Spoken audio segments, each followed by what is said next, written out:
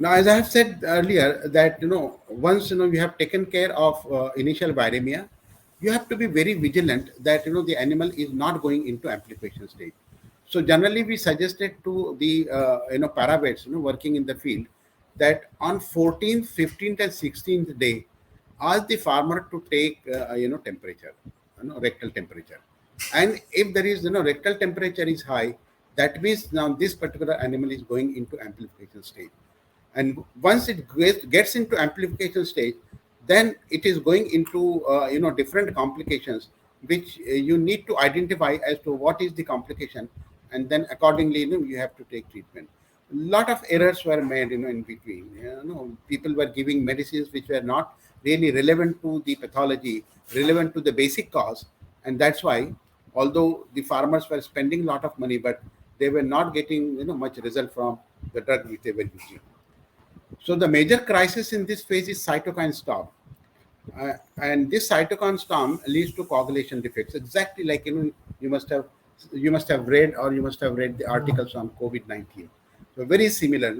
All the viruses, they have in the second stage, cytokine storm, and if you are not able to take care of the cytokine storm, then there are lots of complications, including the organ failures.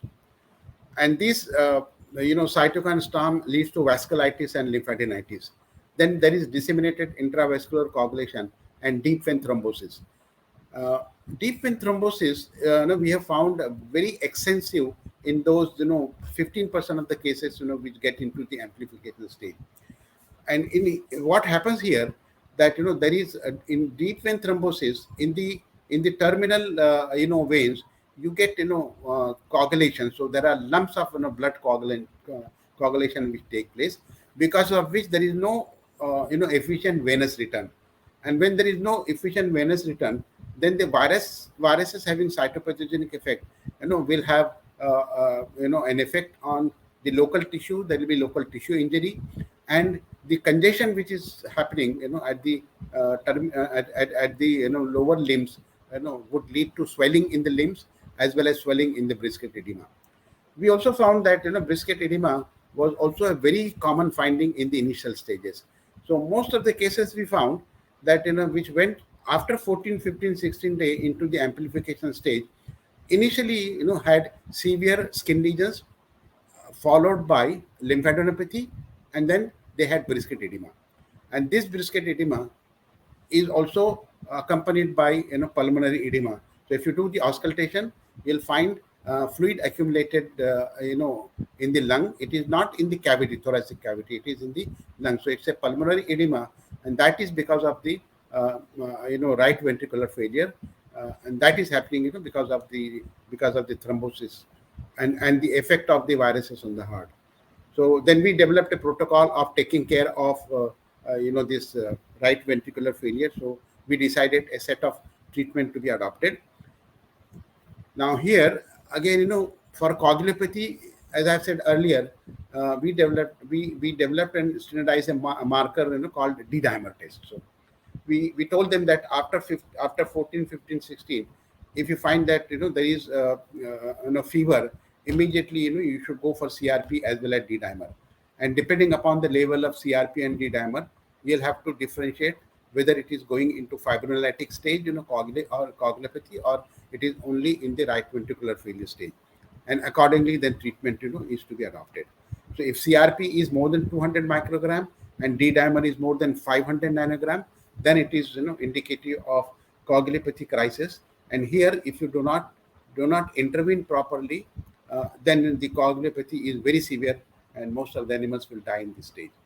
And we found that there are very efficient drugs that are available in human, and that can also be very efficiently used in case of animals, so that I will also be able to describe to you.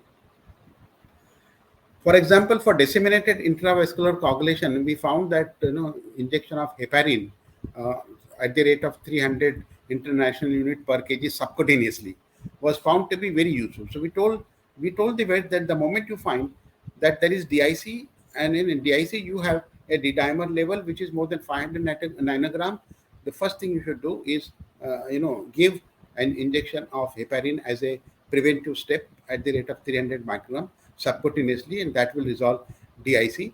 And at this stage, you can also use methylprednisolone, because here what is happening is the cytokine storm is also leading to thrombocytopenia, and this thrombocytopenia becomes life threatening for the animal. And here you'll have to give prednisolone, even though prednisolone is known to be immunosuppressive kind of drug, but here you do want immunosuppression.